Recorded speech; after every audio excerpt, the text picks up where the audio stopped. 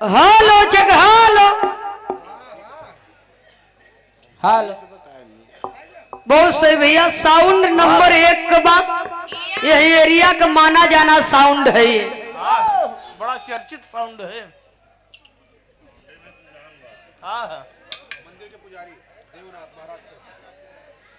स्वागत सम्मान की कड़ी में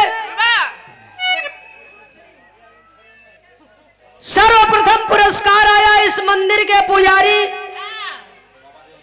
पूज्य श्रीमान बाबा देवनाथ जी की ओर से सुंदर पुष्पहार सादर बहुत 100 रुपया 100 रुपया देकर के सम्मान किया गया। और हमारे दोनों महान भावों की ओर से यह सम्मान किया गया और कमेटी की ओर से कलाकारों के अभिभावक महोदय जी आप श्रीमान जी के करकमलों द्वारा पुष्प की पंखुड़ियों में गुथा हुआ प्यार दुलार भरा हुआ स्नेह से सुसज्जित पुष्पहार बहुत 100 रुपया दे करके हमारा और हमारे टीम के साथियों का सम्मान किया गया। बहुत बहुत आपके श्री चरणों में अभिनंदन वंदन नमन करती हूं।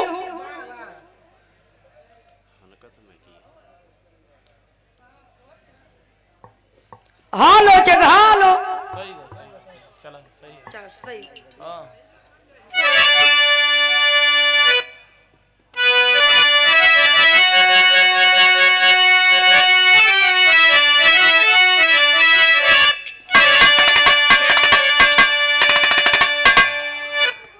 हाय मोरे राम मोरे राम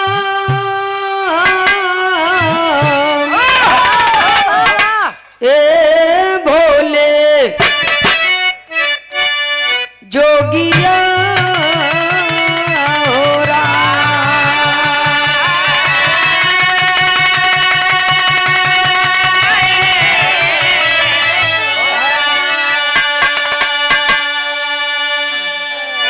जय हो सदगुरु दीनानाथ मात पिता का सिर पे हाथ साथ न छूटे प्रभु जी नैया कई दपा।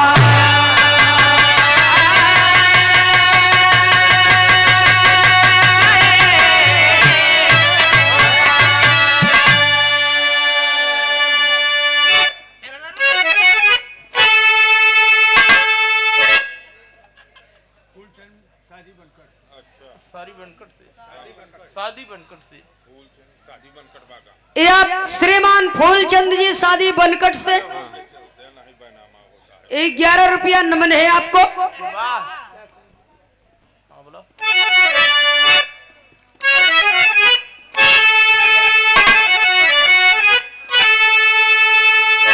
नमो नमो बिंदेश्वरी नमो नमो जगदम्ब भक्त जनों के काज हित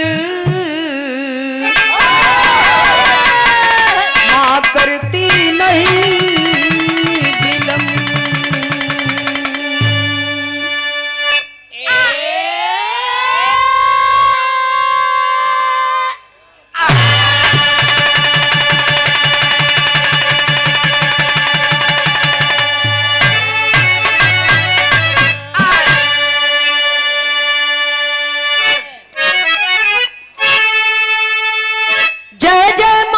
सरस्वती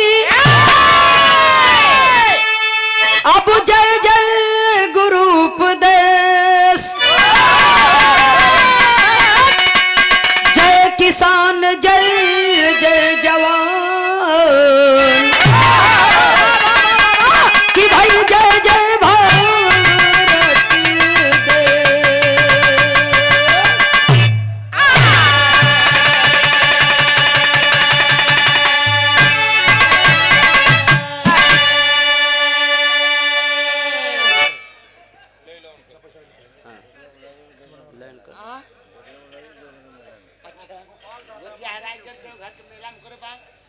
श्रीमान गोपाल दादा सीता मंडी चौकी से सादर 20 रुपया बहुत बहुत सादर नमन है। हाँ हाँ नाम बताओ भैया। हाँ हाँ बैठा भैया। आपो का नाम बा ना तो आप अपन नाम बताओ। अच्छा भैया हाँ खेतारी लाल भतीजे साहब। एक खेतारी लाल जी के भतीजे हैं। इनकर फरमाइश बा गोरिया हेरा गई मिर्जापुर के मेला में। वाह 50 रुपया पुरस्कार दिए बहुत बहुत सादर नमस्कार स्वीकार हो। वाह वाह।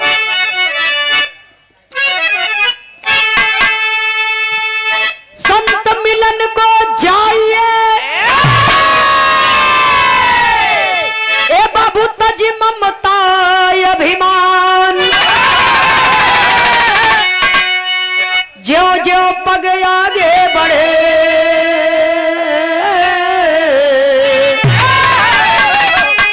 ये भैया कोटिनिया के समान।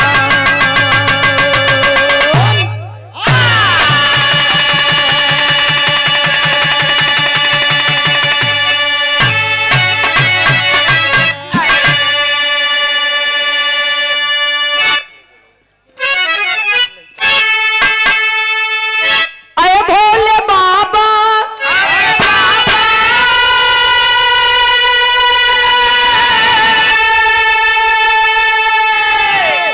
अय भोले बाबा तनी इतना बताई दा कि पैसा पैसा के कितना कमाला तू सर्दी जोखाम तू के कबहू न लागे बाबा घड़ी लवा के पानी से हरदम नहाला तू।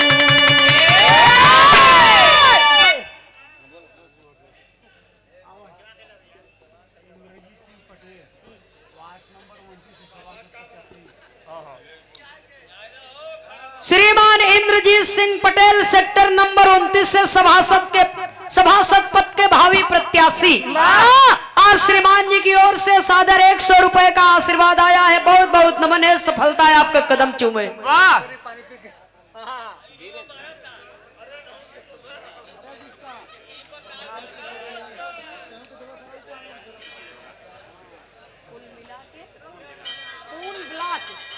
अच्छा श्रीमान झारखंड यादव जी खून ब्लॉक चील से वाह वाह।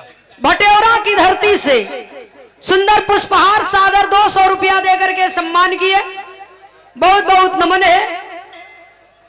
समय का अभाव है सूरदास जी जैसे देखे जैसे समझे वैसे काम कर लेवे के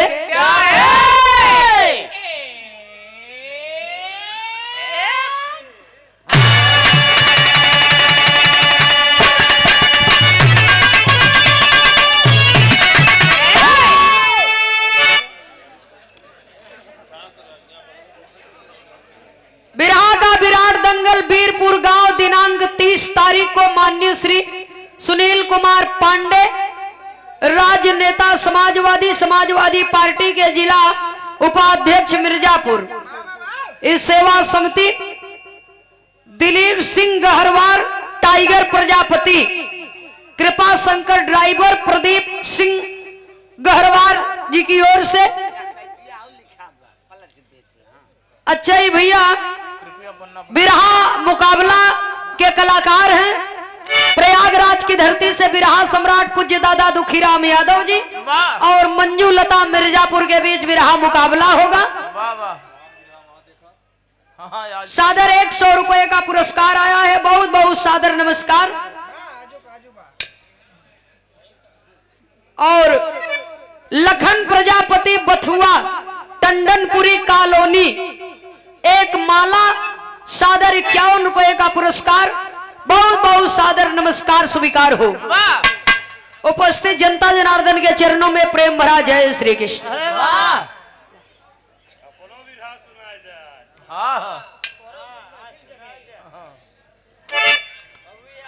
बड़ी ही पावन बेला बड़े ही पावन पवित्र स्थान पे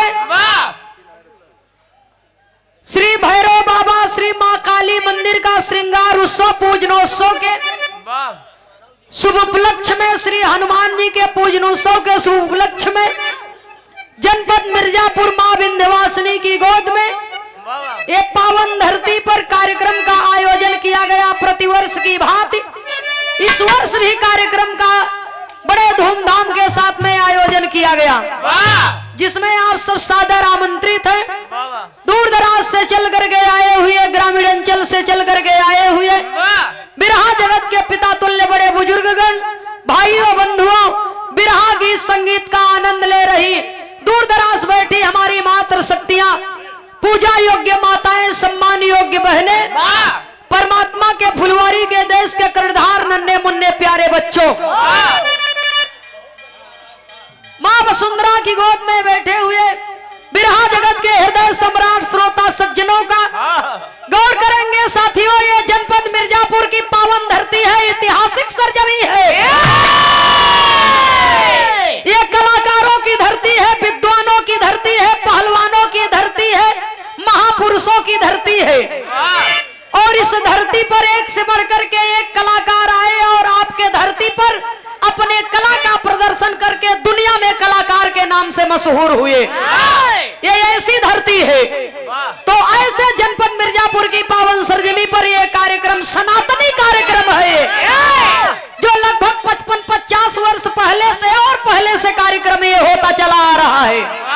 और बगल के मंच पर विराजमान आज के प्रतिद्वंदी कलाकार हमारे जनपद प्रयागराज की पावन सरजमी से बिरहा में जिनकी एक अलग पहचान है, श्री त्रिभुवन नाथ यादव जी एंड पार्टी जी को मैं गायिका कुमारी सुमित्रा नंदनी सैदाबाद, हंडिया, इलाहाबाद, प्रयागराज की पावन सरजमी से बिरहा रंगमंच की ओर से, अपनी पार्टी की ओर से आप सभी श्रोता सज्जनों का हृदय की गहराइयों से हाथ जोड़ करके एक ही स्वर में हार्दिक स्वागत, अभिनंदन, वंदन करती हूँ।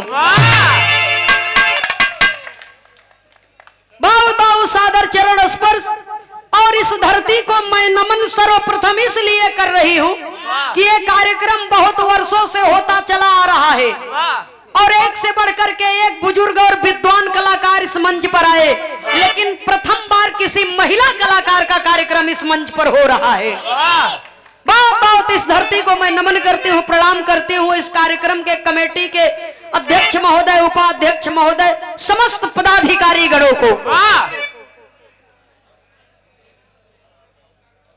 आपके शुभ आगमन पर आपका अभिनंदन करता हूं।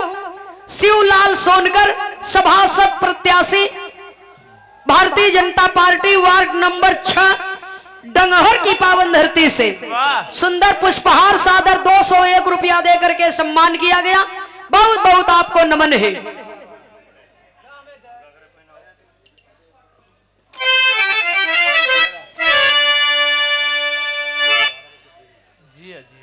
क्या बात है, ये सम्मान है। कमेटी की तरफ से 51 रुपया 50 वापस कीजिए। अच्छा, ये भैया कमेटी की ओर से पूज्य श्यामू बाबूजी की ओर से 51 रुपया सुंदर माला पुष्पहार। बहुत बहुत सादर चरण स्पर्श। ठीक आधी रात का वक्त हो चला है, तो देखो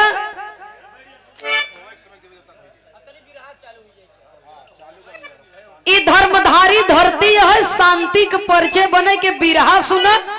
और बिरहा अगर सुमित्रा नंदनी त्रिभुवन नाथ यादव के बात है, ऐतिहासिक बिरहा ये धरती पर होए, ये बात के विश्वास रखा है आप सब। ये बदे कि देखो जब बिरहा जिला बाई जिला कलाकारन से रहत है तो ओकर बात अलग रहत है, लेकिन जहां पर सुमित्रा नंदनी और त्रिभुवन नाथ यादव जी के बिरहा रहत है, हकीकत में कहत है कि वास्तविकता में बिरहा होए लगत है तो जैसे इंडिया और पाकिस्तान को मैच होता है। सच बतावत है, आज बिरहा ये धरती पर अगर आप लोग रखे हैं, कलाकार के आप लोग बुलाए हैं, तो कलाकार के मान सम्मान करें, जरा गौर करेंगे। कमेटी के लोग बिरहा ये किए हैं बाबूजी।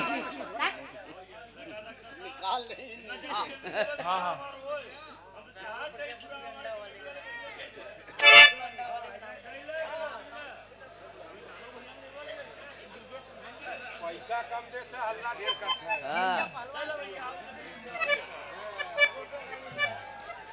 ये भैया भैया गिरजा पहलवान जी के भतीजे श्रीमान रविशंकर यादव जी की ओर से सुंदर पुष्पहार सादर 251 रुपया देकर के सम्मान किया। बहुत बहुत नमन है। और राजू अंडा वाले जी की ओर से ये सुंदर पुष्पहार 100 रुपया पुरस्कार। बहुत बहुत आपको सादर नमस्कार है भैया। हो ये हमारे हिंदुस्तान की संस्कृति और सभ्यता है। क्या है कि हम हिंदुस्तान वासी अपना कोई सा भी शुभ कार्य आरंभ करने से पहले लोग अपने इष्ट आराध्य देवी देवताओं की पूजा अर्चना वंदना एवं खुदा की इबादत कर ली जाती है। तत्पश्चात अपने कार्यक्रम का शुभारंभ किया जाता है। हम गायक कलाकार लोग अपन गीत संगीत शुरू करे से पहले स्वर बदे ज्ञान बदे स्वर की देवी मां सरस्वती जी का आराधना वंदना किया करते हैं। तो देखा लोग कहा थी मरने के बाद आत्मा भटकती है। मरने के बाद आत्मा भटकती है कि नहीं भटकती है ये तो हम नहीं जानते, लेकिन जीते जिंदगी ये मन जरूर भटकता है। जीते जिंदगी ये मन जरूर भटकता है। इसलिए सब देवी देवता के आराम के टाइम भव आधी रात के बेला है, ये मन भटक रहा है। इसलिए कवि को संकेत करना पड़ा। भजन का लाइन है, सुमिरन का लाइन है, लेकिन सुमिरन में कवि लिखते क्या है? मास्टर साहब इलाहाबाद प्रयाग कई खाटी धुनबा तनी बढ़िया से बता के वा।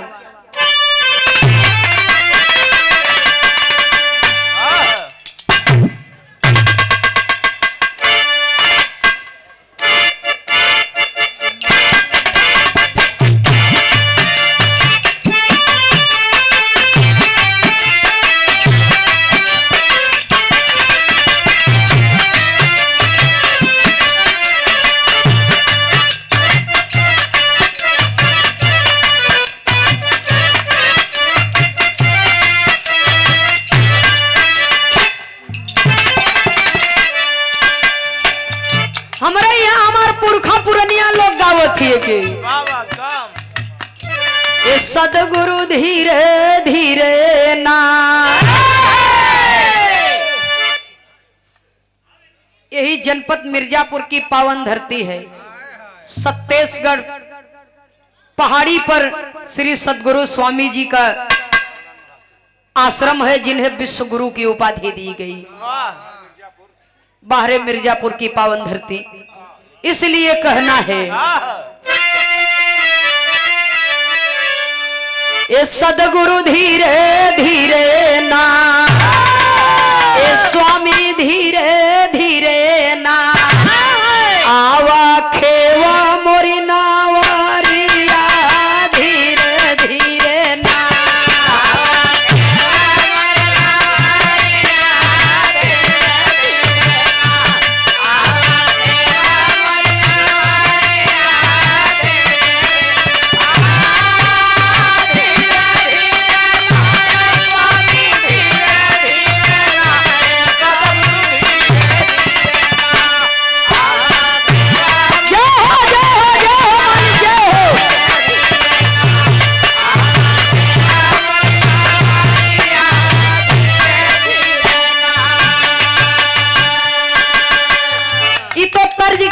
है बाबूजी, लेकिन ये मन भटकता है और मन की व्यथा कभी लिखते हैं।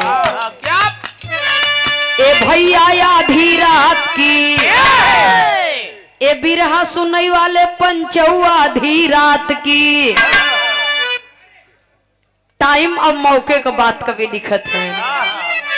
ए भाई आधी रात की के कर करी सुमीरा नावा, आधी रात की के कर करी सुमीरा नावा, आधी रात की के कर करी सुमीरा नावा, आधी रात की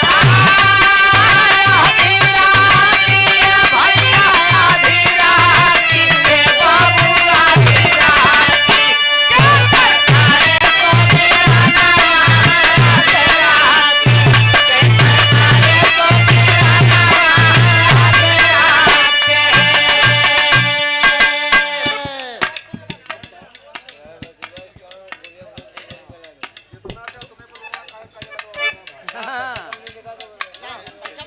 अच्छा देखिए ये पूज्य बाबू श्री गिरजा पहलवान जी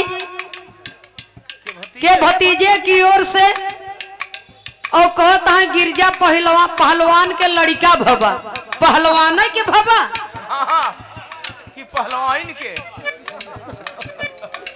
वाह ए भैया ये सुंदर पुष्पहार और 100 रुपए का पुरस्कार आया है। वो कहता है सोहर गावे के बाद हाँ हाँ लड़का भय पर सोहर न गवाए तब का सेहरा गवाए गाय दिया जाए लेकिन थोड़ा सा वही टाइम बा। बहुत बहुत पहलवान बाबू को नमन है। नमो का बता रंजीत सिंह। अच्छा भैया चलो हो जाई हो यहाँ मिलत नहीं है तू हेरवावे चक्कर में पड़ा है तो है भलो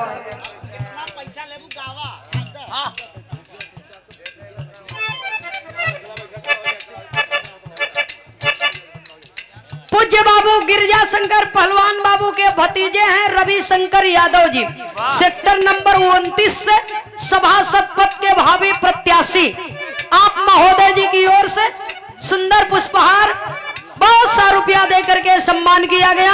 माता रानी आपकी मनोकामना पूर्ण करे भैरव बाबा आपकी मनोकामना पूर्ण करे। नमन है भैया जी को बहुत बहुत नमन है। तो आज फरमाइश पूरा कर देते हमें भजन गाय ले वेदा देर ना न हो तो ना बैठा भैया बैठा भैया आपको पूरा बैठा भैया बैठा बढ़िया मन नहीं है गावत थी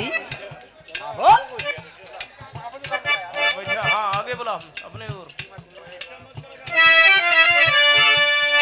कि मैं सुमिरौ काल पुरुष की सत्य पुरुष अविनाशी की मैं सुमिरौ पार ब्रह्म की काशी कैलाशी की मैं सुमिरौ नारद मुनि की जग जगत निवासी की मैं सुमिरौ श्री कृष्ण की सिया कंत बनवासी।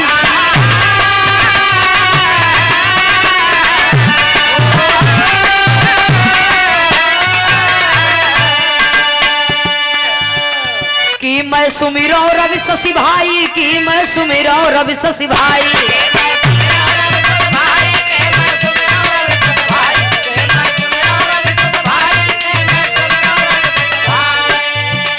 कि मैं सुमिरो रवि शशि भाई की इंद्र को देव दोहाई गईले जो गौतम भवनवा आधी रात की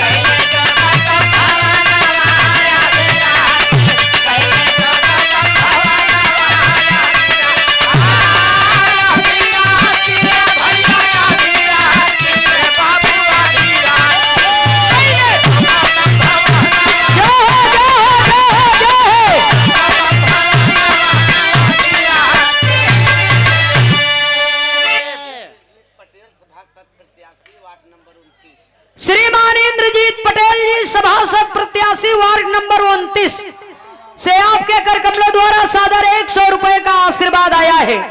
मालिक सुखी रखे परिवार सुखी रहे। नमन है भैया जी को। दूसरे बंद में कभी लिखते हैं बाबूजी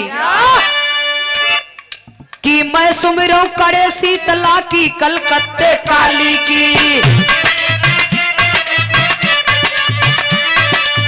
मैं सुमिरो कंवर कंवच्छा की भैरो जंजाली की मैं सुमिरो बम्बा देवी की निज मैहर वाली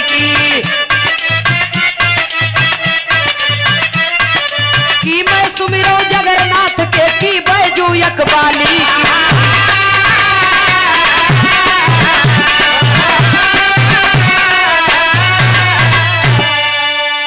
की मैं सुमिरो पवन कुमार की मैं सुमिरो पवन कुमार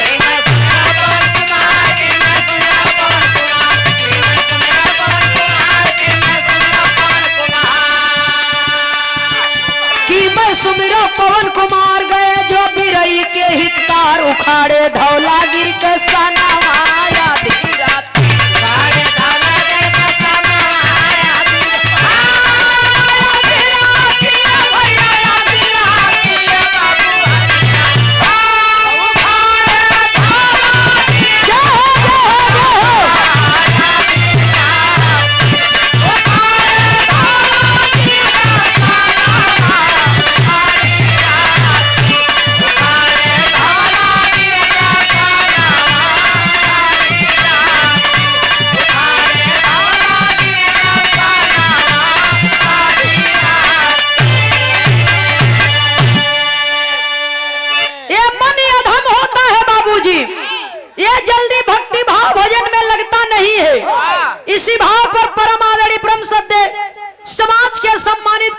बाबू श्री गिरजा पहलवान बाबू के भतीजे हैं आप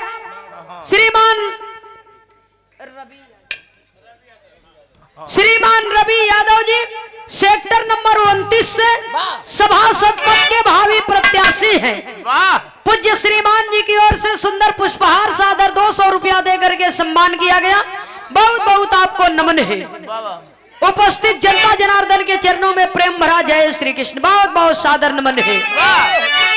ये अधम्मन है, ये जल्दी भक्ति भाव भजन में लगता नहीं है, और लग जाता है तो हटता भी नहीं है। इसलिए कवि संकेत करते हैं चारों तरफ ही मन भटकता बाबूजी, एक एक कहीं शांति नहीं मिलता। शांति मिलता कहाँ? माई के चरण में। अरे वाह! माँ के चरणों में, माँ के दरबार में 24 घंटा ज्ञान और सत्य की ज्योति जलती रहती है। जिसे भी उस ज्योति का प्रकाश मिला उसकी जिंदगी प्रकाशमय हो गई, उसका नाम युग युगांतर तक अमर हो गया। तो माई के गर्भ से जन्म लिया, जीवन जिए की शक्ति मिली, लेकिन इस जीव को मोह माया के बंधन से मुक्ति कौन देगा? कवि को गीत के अंदर संकेत करना पड़ा। भजन का आखिरी लाइन है, लय बदल गए मास्टर साहब, कहना है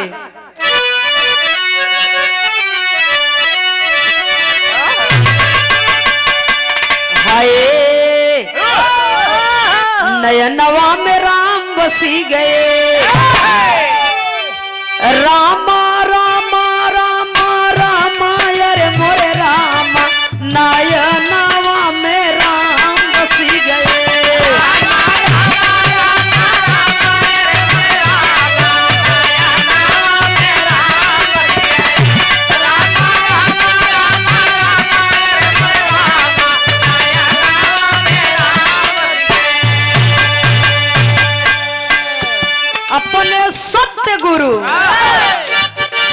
अपने सत्य गुरु से जपवा गिया नवा, नयनवा में राम बसी।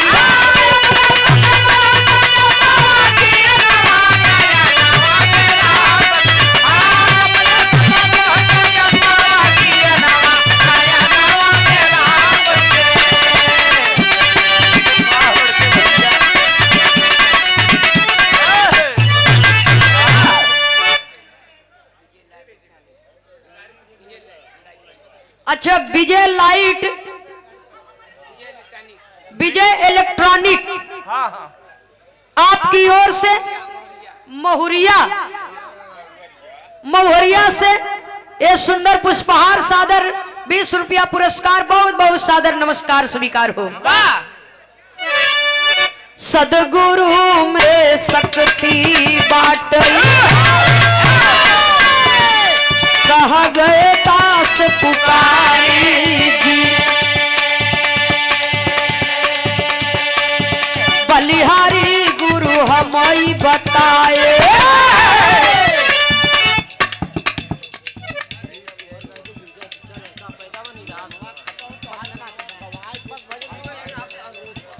ठीक बगाई दे भैया, काहे रोवत हन? लड़का पैदा भव सोहर गवावत हन, तब काहे रोवत हन? ठीक बा। श्रीमान गिरजा शंकर यादव पहलवान बाबू की ओर से, उनके भतीजे जी की ओर से सुंदर पुष्पहार 100 रुपए का पुरस्कार। कहता ने कि सोहर जरूर गाय दी है, ये पहलवान बाबू का दिली हार्दिक इच्छा है। और भैया रवि यादव जी की ओर से बहुत बहुत सादर नमन है।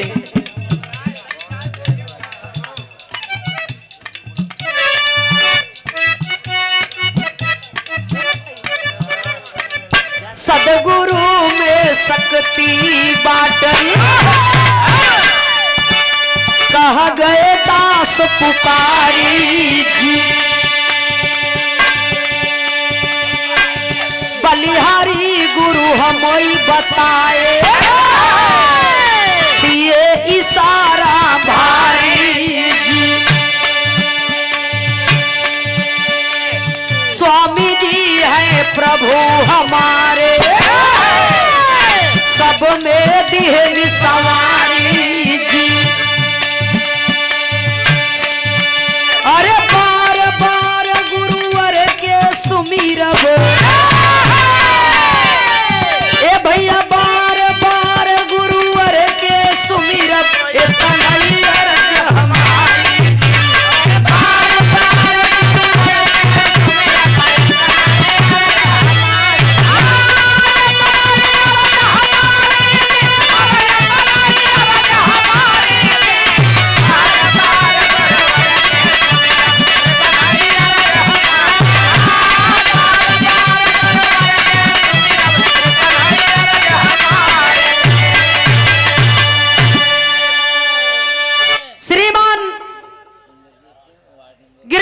शंकर यादव जी के भतीजे हाँ ये देखिए पहलवान बाबू के भतीजे रवि शंकर यादव जी सेक्टर नंबर 29 से सभासद पद के भावी प्रत्याशी हैं आप महोदय जी की ओर से सुंदर पुष्पहार सादर 100 रुपए का महान आशीर्वाद आया है। वाह माता रानी श्री भैरव बाबा की दया दृष्टि आप पर बनी रहे, बहुत बहुत सादर नमन है। श्रीमान इंद्रजीत पटेल जी वार्ड नंबर 29 से आप भी सभासद पद के भावी प्रत्याशी हैं, वाह बहुत बहुत सादर नमन है। माता रानी सबकर मनोकामना पूर्ण करें, पारी की पारा भैया हो, बहुत बहुत सादर नमन है। वाह तो ये सब सदगुरु की बलिहारी, तो ये सब सदगुरु की बलिहारी, और हम पे दिए जदुइया डाल, नयनवा में राम बसी गए, स्वर्गीय बाबा राम कैलाश के हरदम सदगुरु पर दिया नवा, नयनवा में राम बसी गए।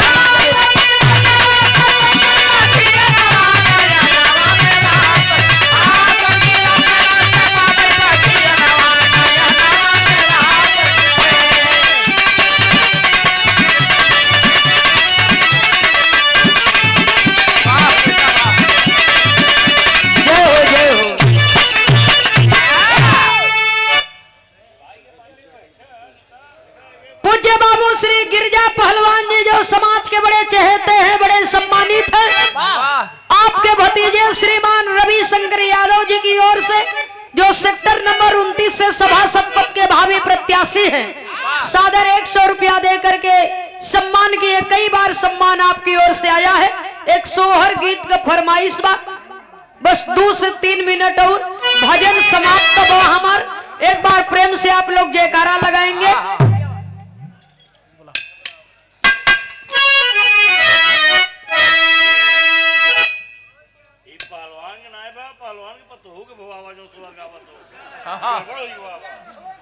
ऐसा कहत हन पहलवान के लड़किया भव, तो हम पूछबो कि पहलवान है के भवा, कहत हन हाँ घरे नाई भव पहलवान है के भवा।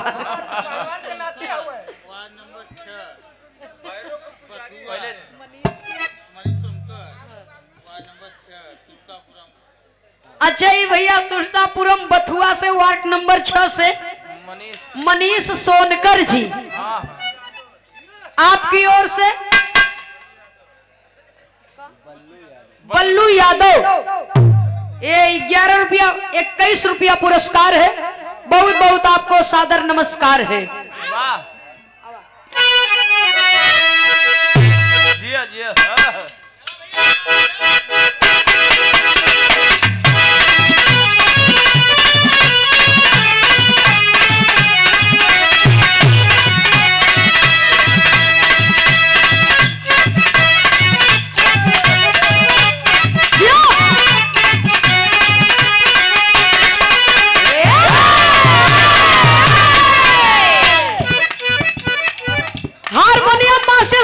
सुंदर गीत का संकेत किए।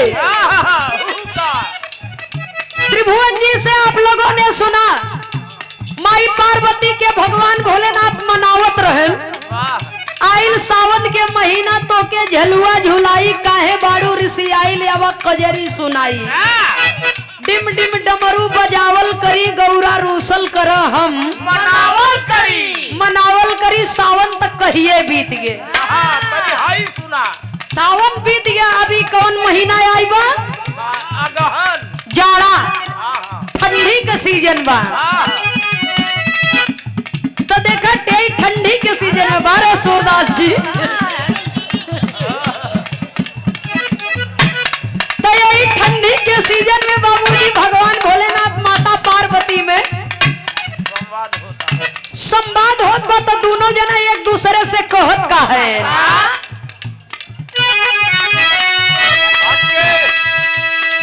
आयल ठंडी के महीना,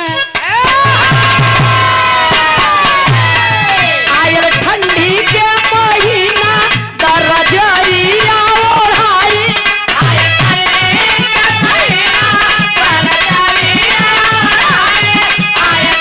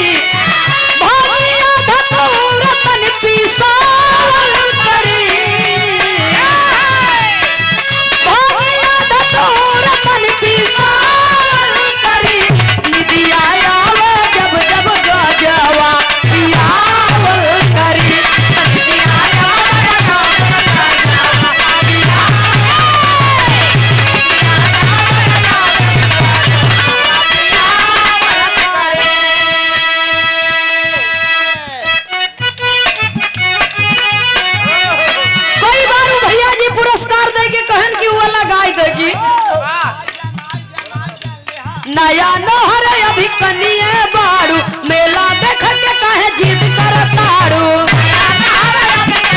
पैसा यहाँ पर ना चलता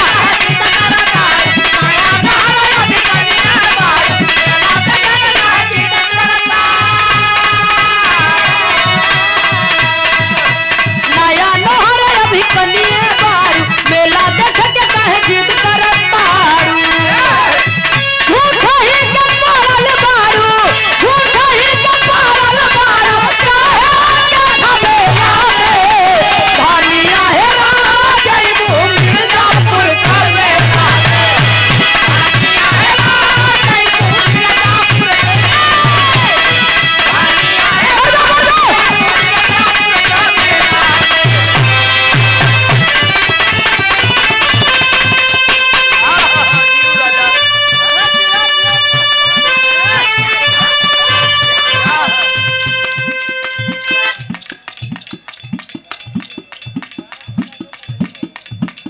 तीस 11/2022 बुधवार को बिरहा का विराट दंगल हसमुख एवं सम्राट कलाकार पूज्य बाबू श्री दुखीराम यादव इलाहाबाद वाह और मंजूलता मिर्जापुर गांव वीरपुर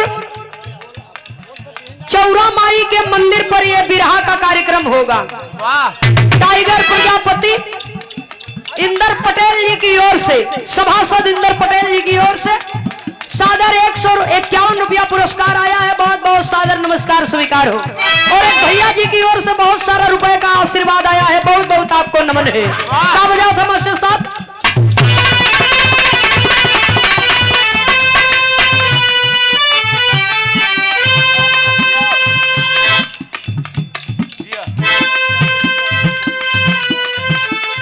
पूज्य श्रीमान गिरजा पहलवान जी के भतीजे रवि यादव जी सेक्टर नंबर 29 से सभासद पद के भावी प्रत्याशी हैं। सादर 100 रुपया देकर के सम्मान किए। पहलवान बाबू के घरे में लड़का भवा सोहर गावे के बाद लेकिन हारमोनियम मास्टर साहब संकेत किए। बहुत बहुत सादर नमन है रवि भैया जी को और पहलवान बाबू को।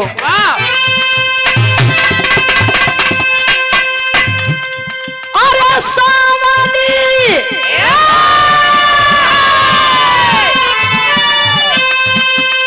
ए सावनी अरे सुरतिया तोरी सावनी अरे सुरतिया तोरी अरे भूलना भूलाला ये जसुदा के लाला ये जसुदा के लाला अरे तड़पली विरह में ब्रिज बाला ये जसुदा के लाला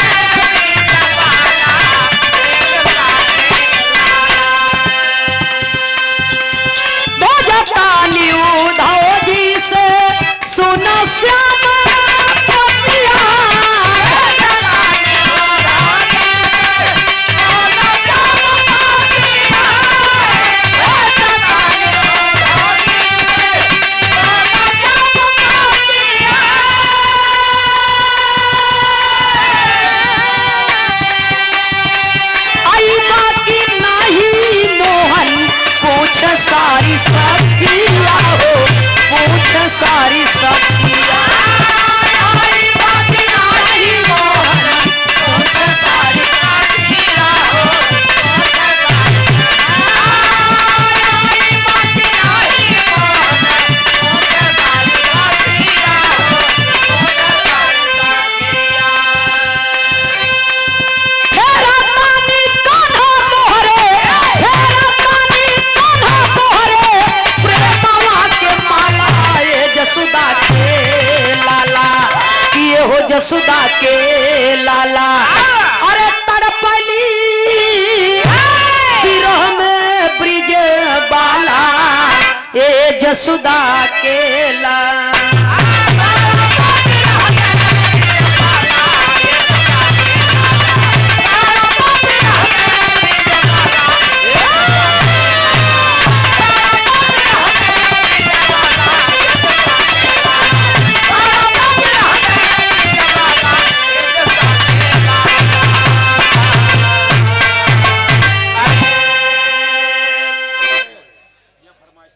हारमोनियम मास्टर साहब, समाज बहुत बढ़िया बा, अब बिरहा भी बहुत नीक बा। तू भगवान के दया से ठीके ठाक हुआ। तनी सा हुए हारमोनियम कमई किया हल्का सा ऊपर उठाए ला बाबू। नहीं जिया एक बार प्रेम से आप लोग जयकारा लगाएंगे। ये भगवान का दरबार है। उसके बाद त्रिभुवन जी के मुखार बिंदु से आप लोगों ने गीत सुना है।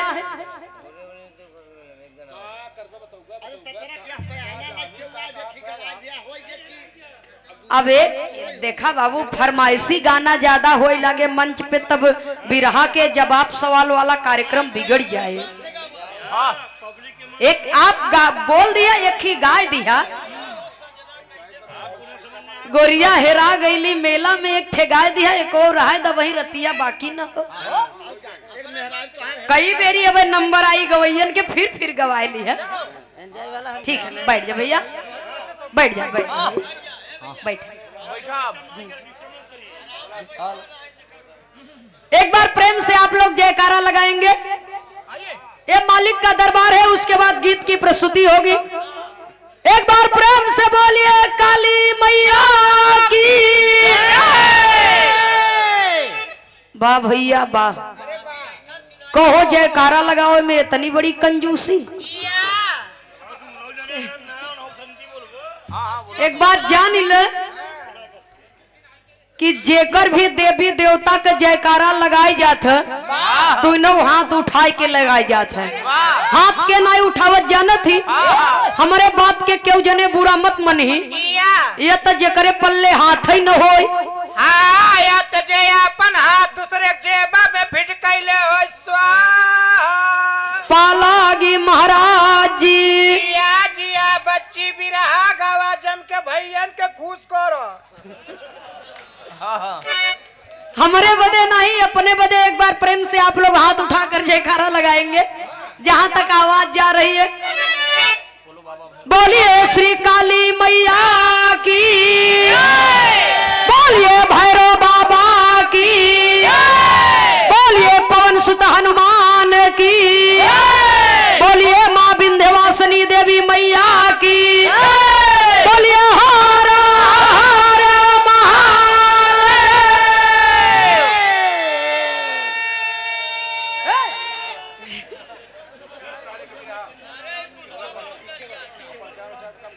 भैया। 29 तारीख को जो बिरहा का कार्यक्रम है बाबू दुखीराम यादव जी और मंजू लता जी के बीच में चौरा माता मंदिर पर, आप लोग कृपया जाकर के बिरहा का आनंद लेंगे। सादर 20 रुपए का पुरस्कार आया है। बहुत बहुत सादर नमस्कार स्वीकार हो। आज का आनंद यहाँ लो और 30 तारीख वाला वहाँ। यह समय बिरहा गवैयन को किस्मत जोराना ही बाटे। कार्यक्रम यह समय लगभग चाहे जे हो सबकर बढ़िया होत बा। अब वही कल भी आपके यहीं पर कार्यक्रम है। संत नगर श्री गणेश जी के मंदिर। अच्छा, वो मंदिर के पास में तेरही का कार्यक्रम है। गायक कलाकार सुदई राम यादव, सुमित्रा नंदनी, प्रयागराज। दिन में ही कल वो कार्यक्रम है। तो बिरहा तो सभा के होत बा। इस समय भैरव बाबा काली माई के आशीर्वाद से, आप लोग के आशीर्वाद से गवैयन के भगवान है आप सब। लेकिन आइए, बहुत सुंदर गीत आप लोगों ने सुना। न होती आदि शक्ति तो सृष्टि का रचनवा न होता। लेकिन देखा कहा जाता जहां न पहुंचे रब वहां पहुंचे। हमारे मंच पर उपस्थित हमारे पूज्य कवि जी, जिनकी देन है कि ये बिरहा समाज हमें मिली है। श्री खेमराज यादव मोछ वाले, पूरे श्रोता भगवान के चरणों में नमन करती हूँ। कवि जी के श्री चरणों में नमन करती हूँ। एक गीत की प्रस्तुति आपके बीच में है बाबूजी। न होती आदि शक्ति तो सृष्टि के रचनवा न होता, लेकिन आदि शक्ति के बनाए। यही बड़े कहा ना कि बिरहा तो बढ़िया रखे हैं आप सब। आइए एक ऐसी ही गीत आपके बीच में प्रस्तुत है। मास्टर साहब एक लाइन तर्ज का भाव है।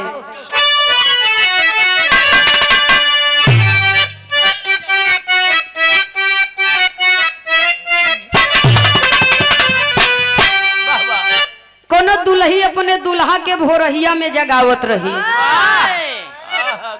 सैया जग होई ग, सैया जग होई ग भोर भीन सार। माता बहन लोग गाँव में बड़ी पुरानी गीत है। वो दुल्हिया कहत का बा, सैया जग होई ग भोर भीन सार, रैनिया सारी बीत गई। सैया जग होई ग भोर भीन सार, रैनिया सारी बीत गई। सैया जग होई ग भोर भीन सार, रैनिया सारी बीत गई। सैया जग होई ग भोर भीन सार, रैनिया सारी बीत गई।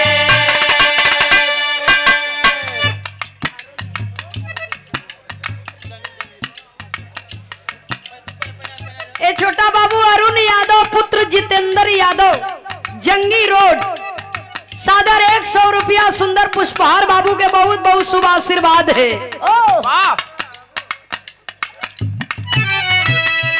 लेकिन कहना है, तनी ध्यान दिया लोगन।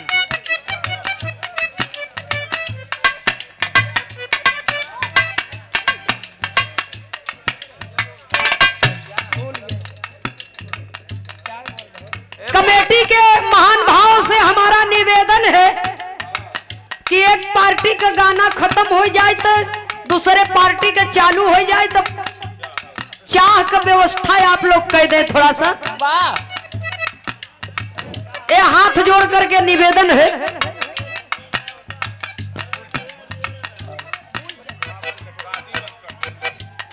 फूलचंद शादी बनकट से ये 10 रुपया पुरस्कार, बार बार नमस्कार है। लेकिन कहना है बाबूजी, सही हो,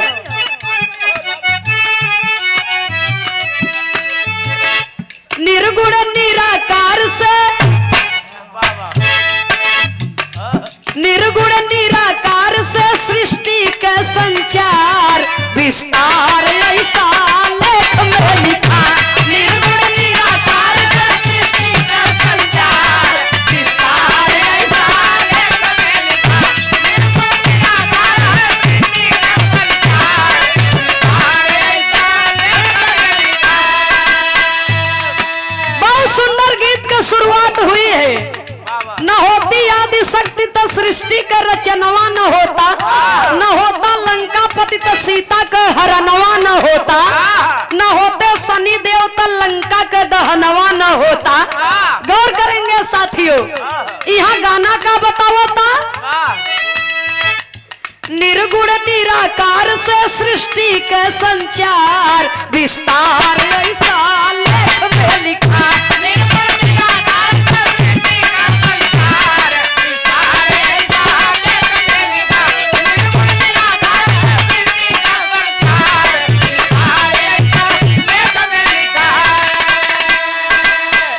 संत महात्म यापन कही गईल विचार, संत महात्म यापन कही गईल विचार विस्तार ऐसा लेख में लिखा।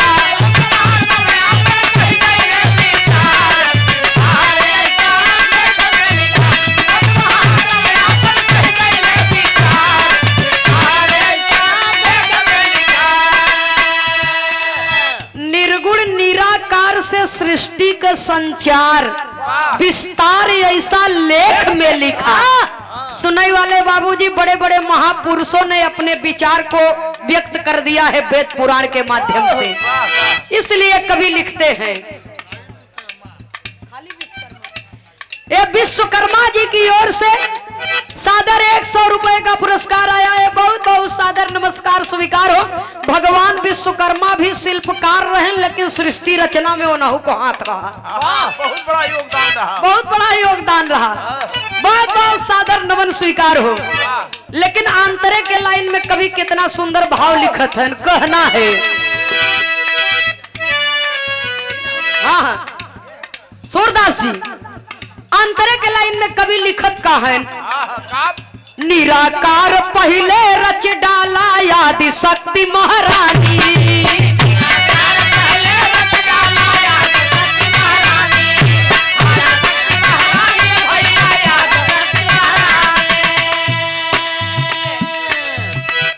ये बिरहा का विराट दंगल 30/11/2022 बीरपुर गांव चौरा माता मंदिर बाबू दुखीराम यादव मंजू लता के बीच ये कार्यक्रम होगा। सभासद इंदर पटेल, प्रदीप हलवाई, टाइगर प्रजापति जी। सादर 51 रुपए का पुरस्कार आया है। बहुत बहुत सादर नमस्कार स्वीकार हो। निराकार पहले रच डाला यादि शक्ति महारानी।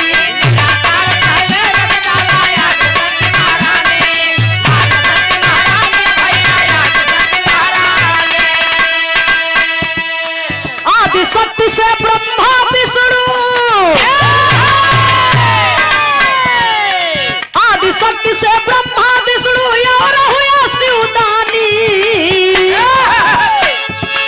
तीनों देवता कैले सृष्टि के सुधार विस्तार ऐसा लेख में लिखा। तीनों देवता कैले सृष्टि के सुधार विस्तार ऐसा।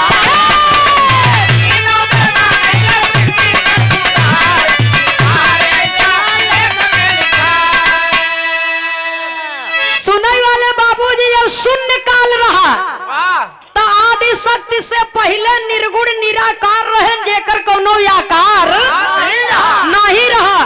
तो निर्गुण निराकार ने आदि शक्ति को पैदा किया है और आदि शक्ति से ब्रह्मा विष्णु शंकर हुए, शिव हुए और तब जाए के तीनों देवता कैले सृष्टि का सुधार विस्तार ऐसा लेख में लिखा।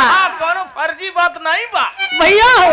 अगली लाइन में कवि लिखत का है भैया हो,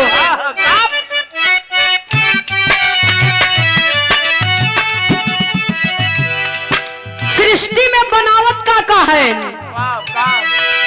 माटी पानी हवा अग्नि सूरज चंदा तारा।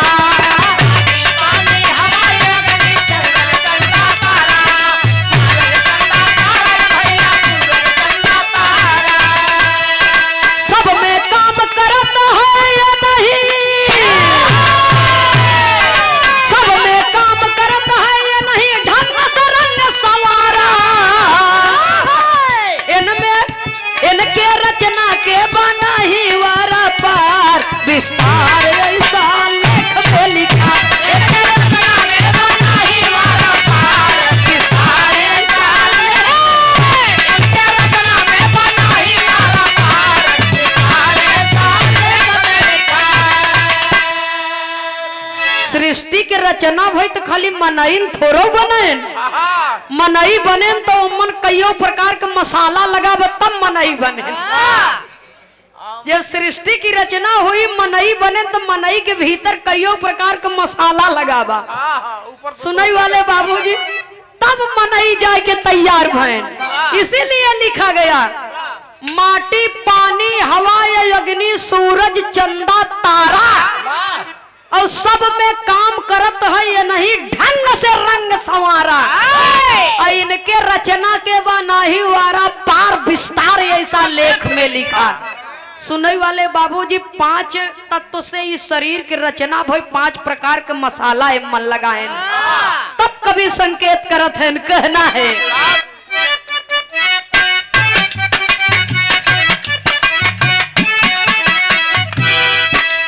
अंडज पिंडज उख मरे स्थावर तक रच डाला।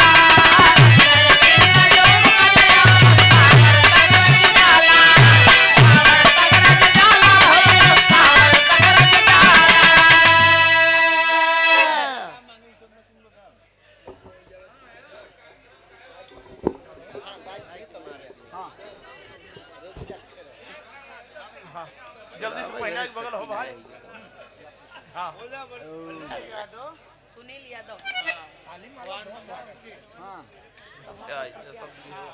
सेवा में श्रीमान सुनील यादव जी सेक्टर नंबर 29 से सभासद प्रत्याशी हैं आप श्रीमान जी की ओर से पूरे पार्टी का सम्मान किया गया और सुंदर पुष्पहार 101 रुपया पुरस्कार हमारे लिए बहुत बहुत सादर नमन है। माता रानी आपको सुखी रखे, मनोकामना पूर्ण करे। नमन है भैया हो। कभी संकेत करते हैं कहना है अंडज पिंडज उखमज स्थावर तक रच डाला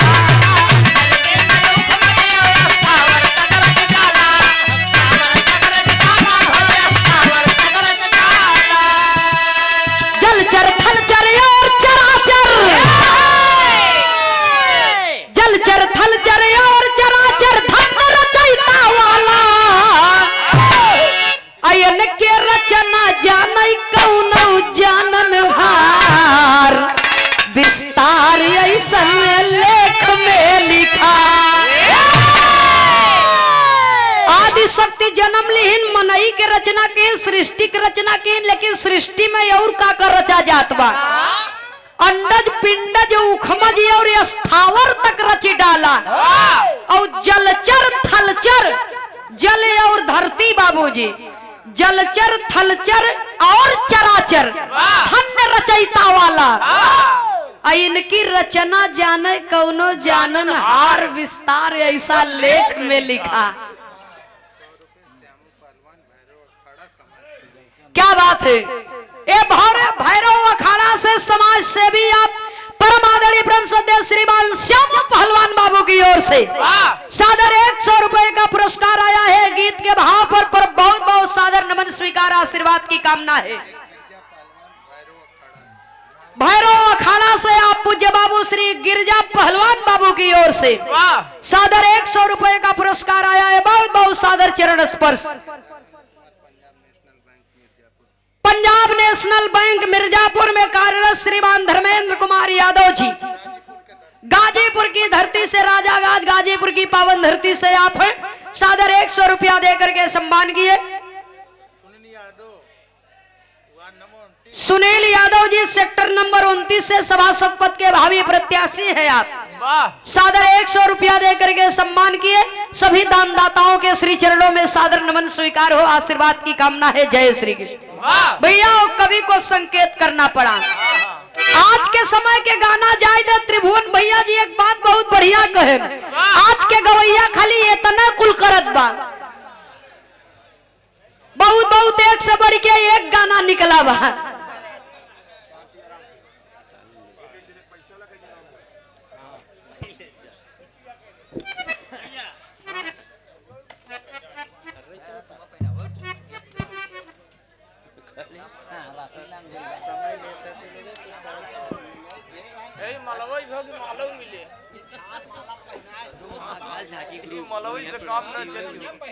क्या बात है।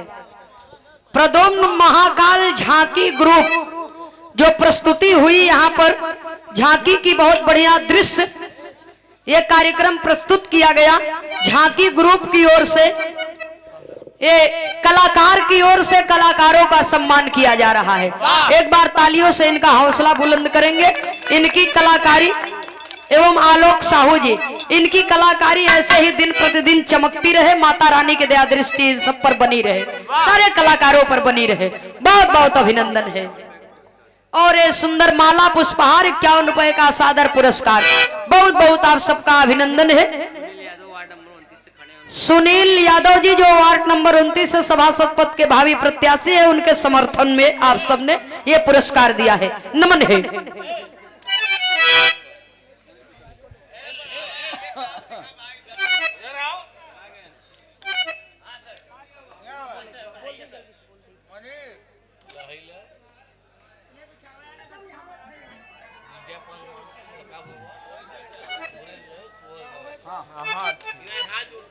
ठीक ठीक ठीक।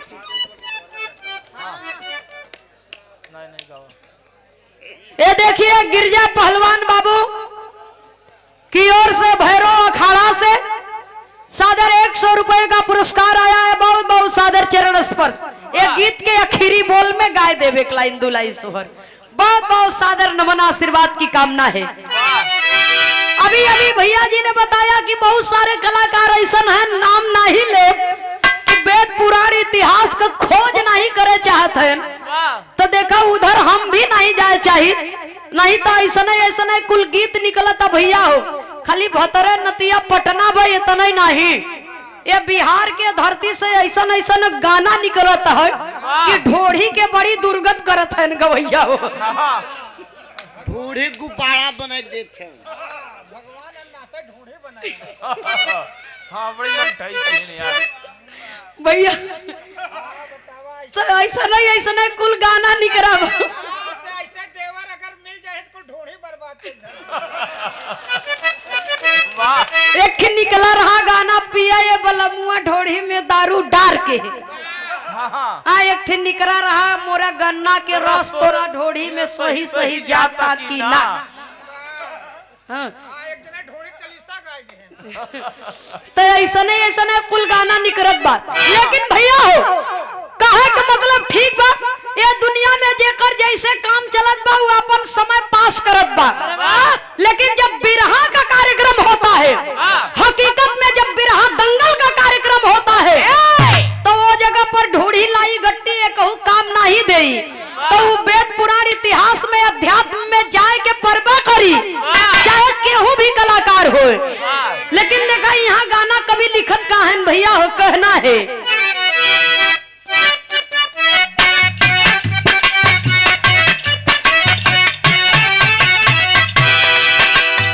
सृष्टि रचना का भेद के जाने की कोशिश की है जानत है जोगी जति तपस्वी हार गए प्रभु भेद नहीं पाए।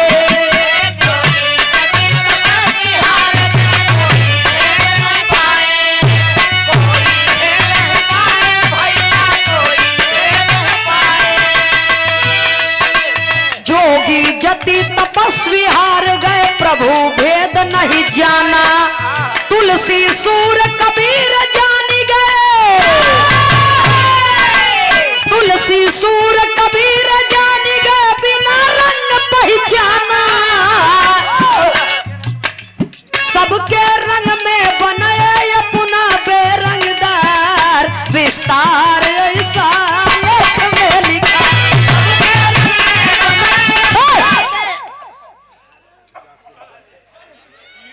सुनने वाले बाबूजी कभी संकेत करते हैं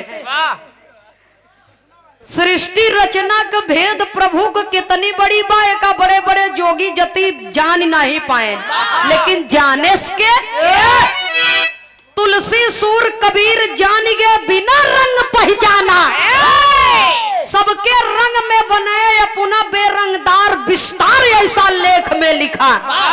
सुनने वाले बाबूजी जो निराकार है ओकर कौनो रंग नहीं, लेकिन सब जने के कलर में के सांचा में ढाल दिए बहु मालिक, सबके साकार बनाई दिए सबको साकार बना दिया, सबके कलर के सांचा में ढाल दिए। ये दुनिया में बाबूजी टहर युवा संसार के कोने कोने में, लेकिन जय मनई मिली ही तय रंग का उनकर चेहरा के डिजाइन अलग अलग रहे क्यों केहू में मिलत नहीं मिलत होतन तो क्यों केहू घर में घुस जाते यार। इसलिए कभी संकेत करते हैं ये सृष्टि रचना जिसने रचा है बाबूजी वो निराकार को हम हृदय की गहराइयों से नमन करते हैं, कोटिशः नमन करते हैं। कभी को संकेत करना पड़ा बाबूजी कहना है सबके रंग में बनाए अपना बेरंगदार विस्तार ऐसा लेख में लिखा।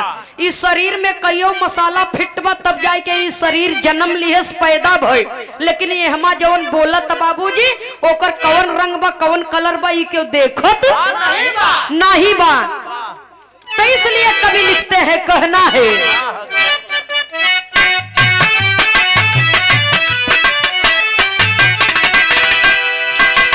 जब जब पाप बढ़ा धरती पे मानुष तन धरियाए,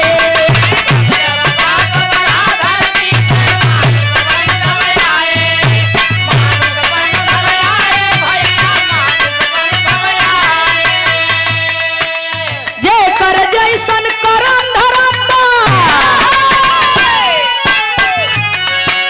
जे कर जैसन कर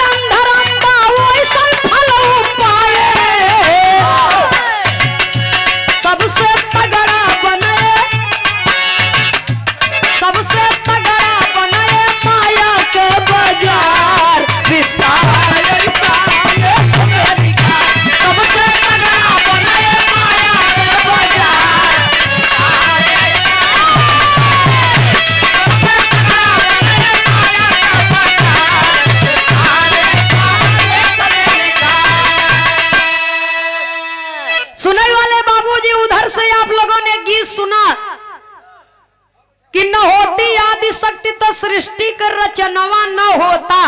त्रेता से लेके द्वापर तक के बाबूजी, तो चाहे सतयुग हो, चाहे त्रेता हो, चाहे द्वापर हो, चाहे कलयुग हो, जब जब धर्म संकट में पड़ा, जब जब भक्तन के ऊपर कष्ट पड़ा, तब तब वो निराकार वो परमात्मा मानुष तन पकड़ करके इस धरती पर अवतार लिए और जेकर जैसन कर्म धर्म बा वैसे फल हो पाए।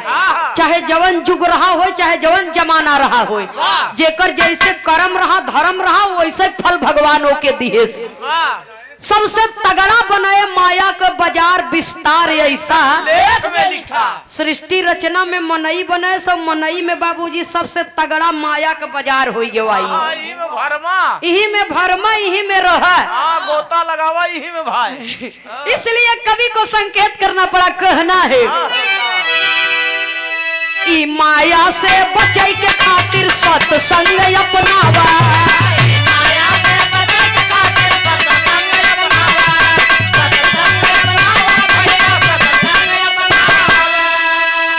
सत्य सच का सौदा कैला,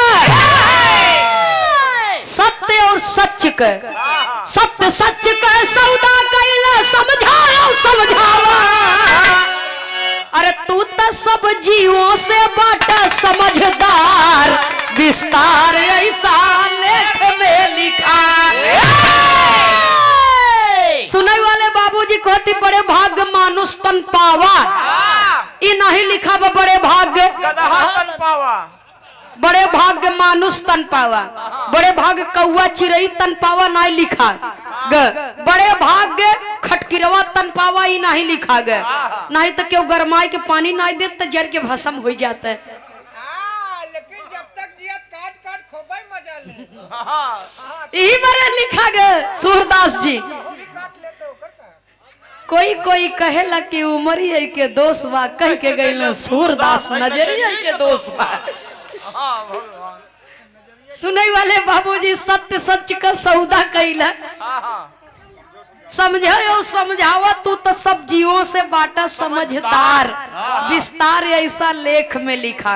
इंसान बनाए। सुने वाले बाबूजी कम से कम आपके हंसे के शक्ति दिहन, बोले के शक्ति दिहस परमात्मा, चले के शक्ति दिहस, समझे के शक्ति दिहस, सोचे के शक्ति दिहस।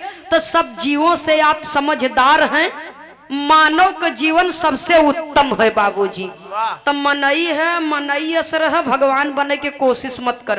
इंसान है, इंसान ही बन के बिताई ले धरती पर। कवि को संकेत करना पड़ा, कहना है अगली लाइन में 184 बाद मिला बाई मनई का तनवा।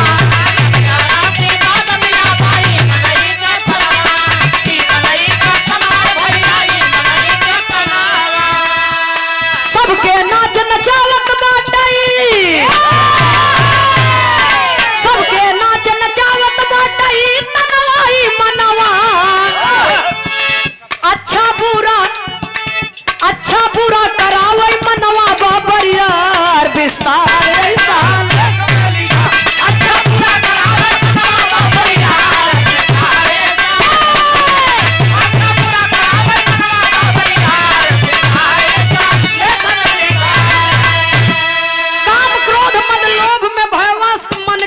बिसरावा। मन पर काबू पावे खातिर सतगुरु शरण में आवा। अब पावा प्यार जगत में होई न तकरार, विस्तार ऐसा लेख में लिखा। अच्छा बुरा करावे मनवा बा बरियार। सुनई वाले बाबूजी कभी लिखत हैं कि मनई इतना चालाक बाटे, इतना चालाक बा कि बताओ 5 रुपया के लड्डू चढ़ावत हैं तो 5 लाख के लॉटरी लगवावे की कोशिश करत हैं दिल्ली से। हम मंदिर पे आए कि बाबूजी लड्डू चढ़ावत हैं। और मनई इतना चालाक बाटे, हे देख पंडित जी बैठा है नहीं मिर्जापुर के धरती से, पता नहीं कजनी कितना जने बाबूजी बछिया नहीं पाए तो बछवे के बोरा उड़ा के गौदान करा दी। अच्छा बुरा करावे मनवा बाबरियार, विस्तार सब लेख में लिखा। नहीं देखा हम नहीं कहते हैं, हमारे मंचवों पे बैठा है। ये एक बात सही कहा थी कि नंदनी बच्चा हम तो ही बताई दे, ऐसा समय आई गे बा कि सब सर पे सारे चला गए स्वर्गे और डेरहन के पूजा होत बा। वाह भैया होता ही बा। तो कबो कबो विद्वान मनई से जब भेंट होत है तो विद्वता के बात के जानकारी होत है। अच्छा बुरा करावे मनवा बा बरियार विस्तार ऐसा लेख में लिखा यह मन है बाबूजी, अच्छा करावा था खराबो करावा था। अब इच्छा आपके बा कि बढ़िया काम करबा कि खराब का करबा। आखिरी लाइन में कवि को संकेत करना पड़ा गुरु घराने के परिचय के साथ में कहना है,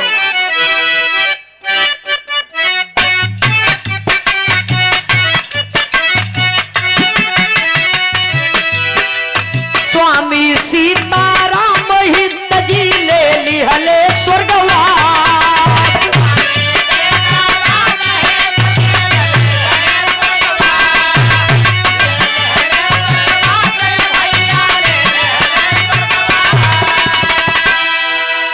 आदि अंत का महिमा गाए, आदि अंत का महिमा गाए बाबा राम कैलाश। नंदनी खे महाराज कवि विजय का परिवार विस्तार ऐसा लेख में लिखा। नंदनी खे महाराज कवि विजय का परिवार विस्तार ऐसा लेख में लिखा। आकाश बाबू नहीं रुकल रह तू ही लिखा दे।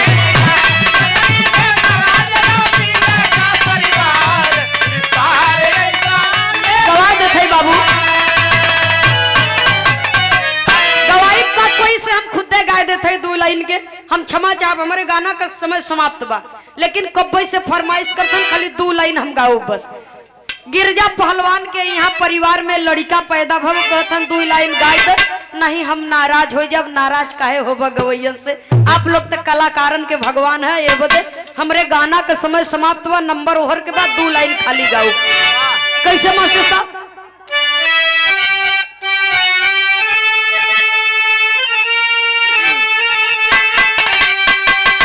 देखा सोहर बहुत सुनत है आप सब, और सोहर एक से बढ़ के एक कलाकार गावत थी, लेकिन हमारे प्रयागराज में हमार माता बहन लोग गावत थी। जब कथा पूजा होए लागत है, हवन वन होए लागत है, तो लड़का पैदा होता बाबूजी, तो हवन कथा पूजा में प्रथम गीत गाई जात है। कैसे गाई जात है मास्टर साहब? कहना है, चंदन तेरी लाकड़िया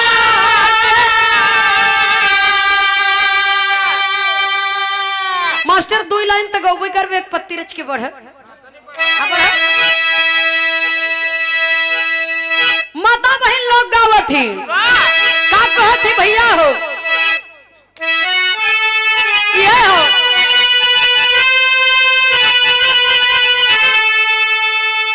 डंगर दुबरा पहाड़ी उन्हें बता पाई। डंगर डुघरा पहाड़ी से ये 10 रुपया पुरस्कार, बहुत बहुत सादर नमस्कार।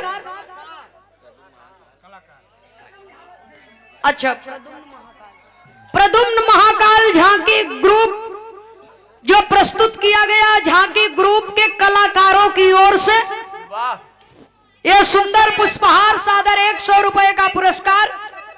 बहुत बहुत माता रानी और भैरव बाबा का दया दृष्टि आप सब पर बना रहे, कलाकारी चमकती रहे, आगे बढ़ते रहे भैया। जो भैया जी सुनील यादव जी सेक्टर नंबर 29 से सभासद पद के भावी प्रत्याशी हैं, सुनील यादव जी के समर्थन में यह पुरस्कार आया है। बहुत बहुत सादर नमस्कार। अच्छा, भारी मतों के साथ में उनको विजयी बनाया जाए, नमन है भैया को।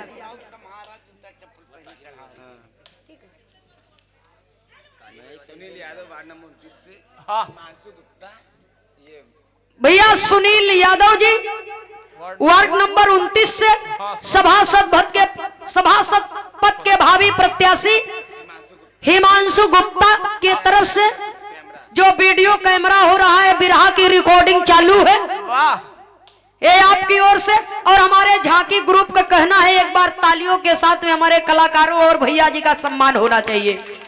101 रुपया बहुत बहुत सादर नमन है। सोहर का लाइन मास्टर साहब बजा रहे हैं। ठीक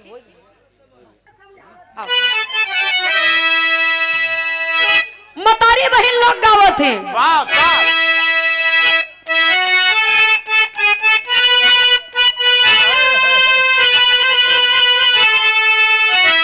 अरे चंदन तेरी लाकारिया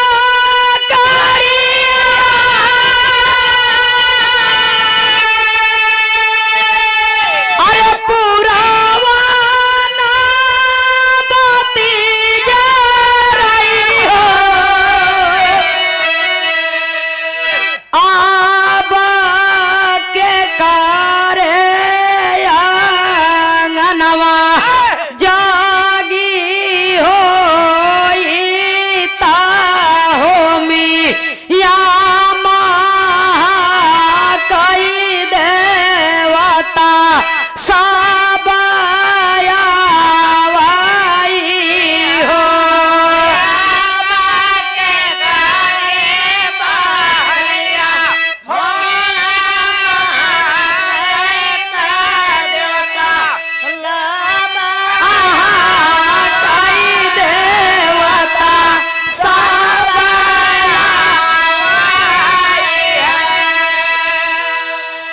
चंदन तेरी लाकारिया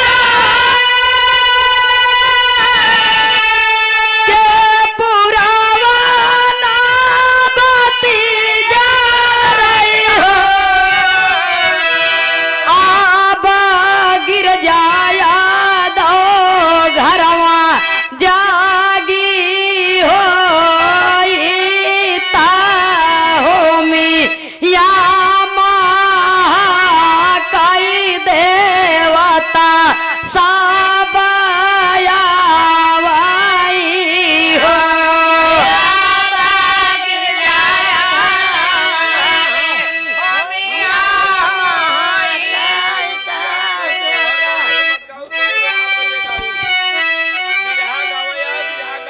सुना सुना सुना सुना सुना सुना सुना हमार बात सुना पहले ना हमार बात पहले आप सुना। आप जिद मत करा, एक बात आप बोला एक हम बोली तब फरी आए। सुना भैरव अखाड़े से वो पहलवान हैं जब 50 दैया इनाम दई के अलाउंस करवाएं तो ओहर समझ ले चाहे बाबू समझे। का नाम बोली, नाम का बोली? श्यामू सोनकर जी बथुआ अखाड़ा से 100 रुपया पुरस्कार एक सुंदर पुष्पहार दिए हैं कमेटी के तरफ से। ये सादर 100 रुपया ये देसी गीत सोहर पर। अब ले बहुत बहुत सादर नमन।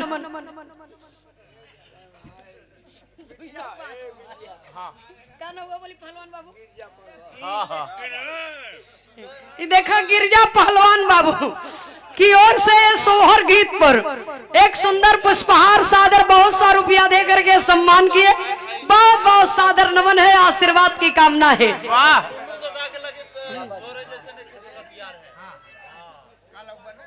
ये मंदिर के पुजारी पूज्य देवनाथ बाबा जी की ओर से ये सोहर गीत पर 51 रुपया पुरस्कार। बहुत बहुत सादर नमन है।